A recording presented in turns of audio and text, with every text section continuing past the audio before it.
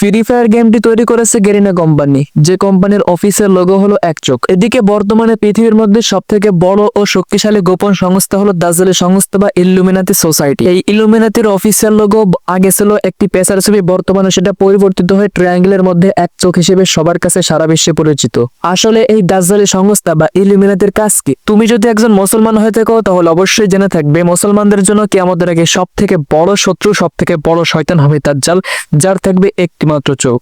আর এই দাজ্জালি সংস্থা বা ইলুমিনাতি সোসাইটির কাজই হলো সারা বিশ্বের সবার কাছে মুসলিম জাতির মধ্যে এক চোখটাকে ফ্যাশন হিসেবে পরিচয় করিয়ে দেওয়া। তাহলে দেখো, গেরিনা কোম্পানির অফিসিয়াল লোগো এক চোখ, ইলুমিনাতির অফিসিয়াল লোগো এক চোখ। ইলুমিনাতি সোসাইটি চায় বিশ্বের সব শ্রেণীর মানুষ যাতে এক চোখটাকে ফ্যাশন হিসেবে মেনে নেয়।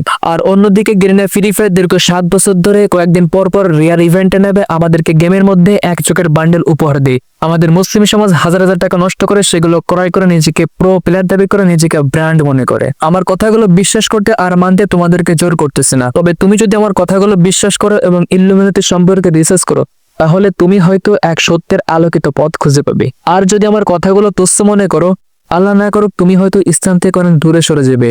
ইল্লুমিনাতি সোসাইটির সাথে সাথে তুমিও আধারে পাতালে এক গভীর অন্ধকারে হারিয়ে যাবে।